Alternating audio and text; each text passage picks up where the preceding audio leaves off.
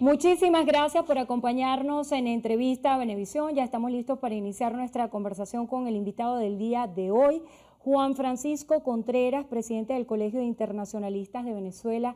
Gracias por estar con nosotros en Entrevista a Venevisión.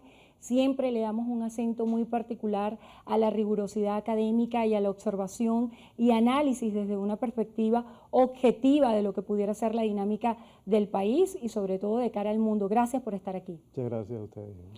Hablando de lo que viene próximamente en la región, me hacía referencia antes de comenzar la entrevista al síndrome latinoamericano, al mito de Sísifo de que cada vez que estamos a punto de avanzar algo retrocede. Y quiero que usted me hable acerca de esta idea porque me parece muy interesante y quiero que luego la asociemos a lo que va a suceder este domingo en Colombia. Sí, creo que es importante señalar que en los últimos años ha habido un proceso en el cual América Latina ha entrado en una situación donde se está eligiendo personas que realmente pareciera que no tienen la capacidad o la preparación para abordar la grave situación que se vive en nuestra región.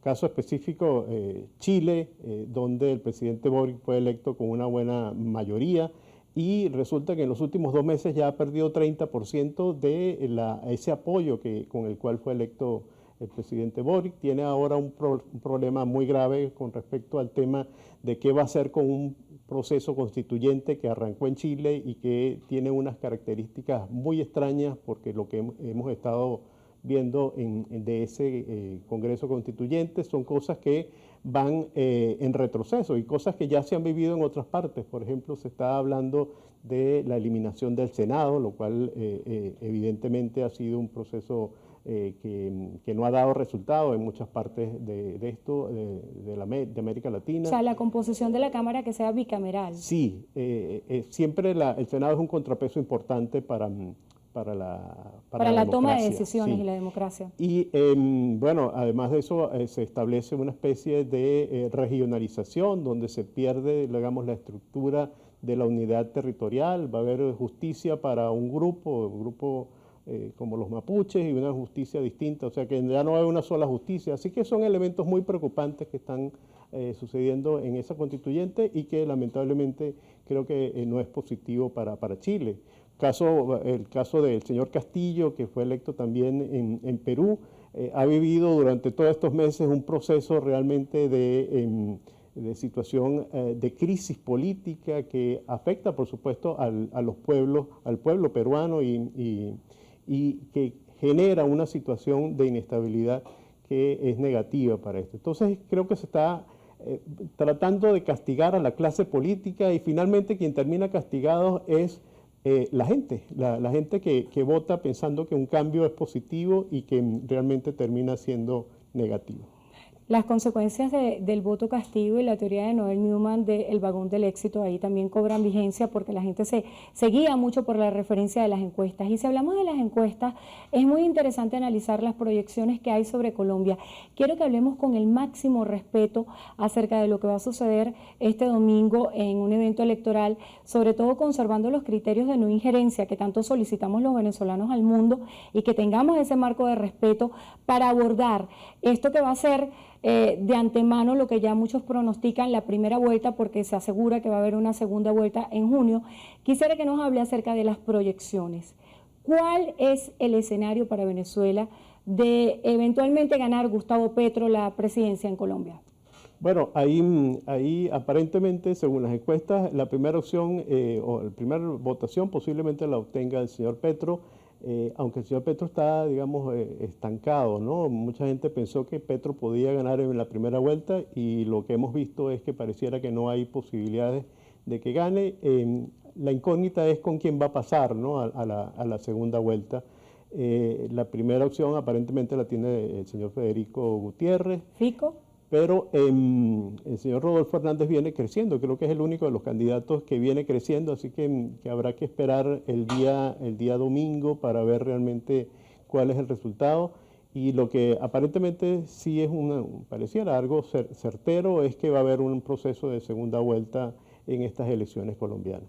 Tal vez el crecimiento de Rodrigo en las proyecciones pudiera constituirse en una alianza política para que luego se haga una colisión con Fico y que se enfrenten en esta segunda vuelta con Gustavo Petro. Pero hablando de la realidad de Venezuela y donde el tema Venezuela ha sido tan importante en los distintos debates que se han planteado entre los candidatos, sobre todo tomando como referencia el modelo político venezolano, ¿qué pudiera suceder en ambos escenarios? ¿Cómo afecta a Venezuela el resultado de las elecciones de este domingo en Colombia? Sí, aparentemente hay muy buena relación entre el gobierno de Venezuela y el señor Petro, aunque Petro se ha encargado gran parte de su campaña a desmarcarle, sí, de decir que él no es igual que Venezuela, incluso llegó a decir que quien es igual a Venezuela es Fico, ¿no? Pero lo real de esta situación es que mucha gente que está alrededor del señor Petro, como por ejemplo la señora Piedad Córdoba, está muy cerca o ha estado muy ligada al gobierno venezolano en los últimos años. Así que pareciera que la relación entre Colombia y Venezuela podría ser distinta a lo que es actualmente si gana el señor Petro. Si el señor Petro lo gana, habría que ver cómo se genera esa coalición que pudiera generarse en la segunda vuelta y cuáles, digamos, sean las condiciones que se van a exigir para formar esas coaliciones. Sí, evidentemente que en segunda vuelta va a haber un proceso en el cual va a haber un acercamiento entre las distintas fórmulas, la fórmula del señor Fajardo. Ingrid Betancourt también. Betancourt, sí, ella declinó ya, pero seguramente tendrá un papel importante el señor Fajardo, el señor Rodolfo Hernández y por supuesto Fico, ¿no?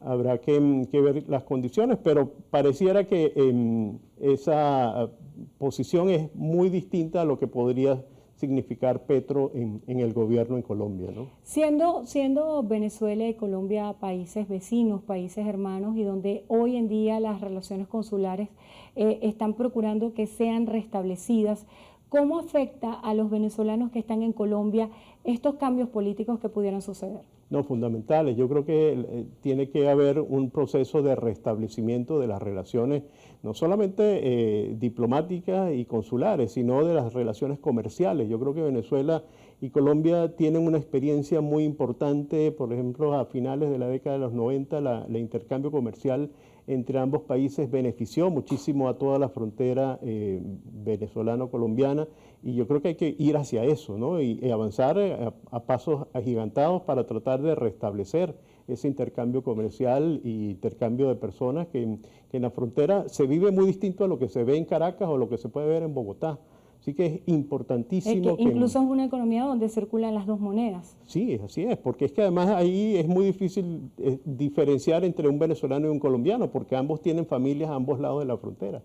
Así que es una situación que se ha generado, creo que atendiendo intereses ideológicos y políticos y no a la realidad que se vive en la frontera colombo-venezolana. Si le tocara hacer una proyección seria en este sentido, ¿cuál sería su proyección de lo que va a suceder el domingo?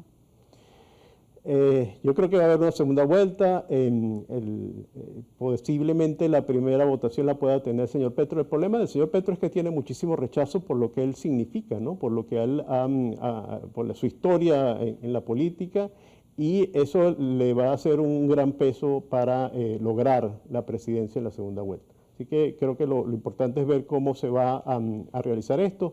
Si se produce la economía del voto, ¿no? Si ahí los colombianos deciden votar por los que tengan mayor opción, va a haber dos fórmulas muy fuertes y que finalmente puede pasar cualquier cosa. Yo creo que mucha gente se está guiando por las encuestas se han equivocado en muchas cosas, las encuestas reflejan un momento o una circunstancia, fotografía de un momento. Pero que hay cosas que están pasando que pueden hacer que eso cambie, ¿no? Contreras, hay un tema también muy interesante que tiene la atención de todos los venezolanos y ha sido la reanudación del proceso de diálogo. Distintas variables, distintas interpretaciones. Se hace en México, se hace en Venezuela.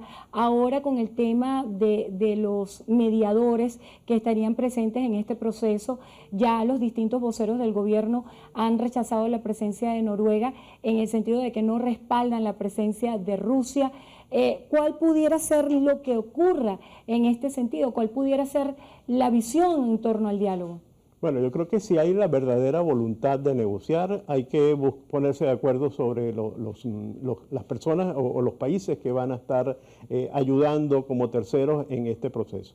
Evidentemente creo que Rusia es impresentable. Rusia está en una situación en la cual está violando todos los derechos, todo el derecho internacional, los derechos humanos en Ucrania, así que yo creo que es impresentable que alguien pretenda que Rusia se siente en esa mesa. Yo creo que Rusia o sea, ese cuestionamiento internacional usted lo ve como una limitante para que ellos puedan estar de mediadores. Claro, sí, es imposible pensar que Rusia pueda sentarse en una mesa en las circunstancias que se están viviendo en el este de Europa como mediador para alguna cosa. Así que yo creo que bueno, habrá que buscar, si hay verdaderamente el interés de sentarse a buscar salidas a la situación venezolana, hay que sentarse de forma seria a buscar opciones. Y si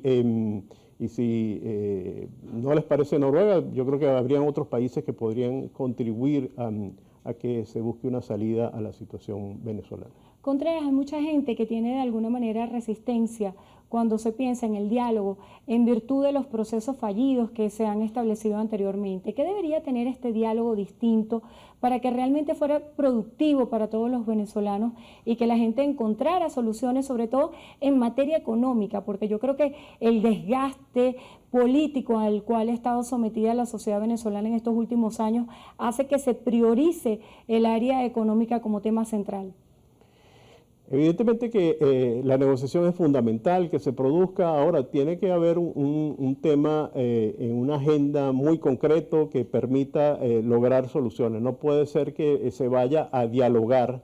Creo que hay que negociar en estas circunstancias, buscar elementos que sirvan para destrancar el juego en Venezuela, para buscar una salida que sea satisfactoria para ambas partes y que puedan contribuir a que el pueblo venezolano deje de estar buscando las fronteras para irse del país, ¿no? Que la gente vea que hay posibilidades de vivir en Venezuela, de crecer en Venezuela, de desarrollarse en Venezuela y que no es la solución irse del país como continúa siendo actualmente ese proceso de emigración de los venezolanos que arriesgan su vida por buscar un futuro mejor en cualquier otra parte del mundo. Gracias por estar con nosotros en Entrevista Venevisión. Lamentablemente se nos agotó el tiempo. Juan Francisco Contreras, presidente del Colegio de Internacionalistas de Venezuela. Gracias por brindarnos su visión. Gracias a ti. Y gracias a ustedes también por habernos acompañado como siempre. Hacemos una breve pausa. Al regreso más de Noticiero Venevisión. Quédense allí que ya venimos.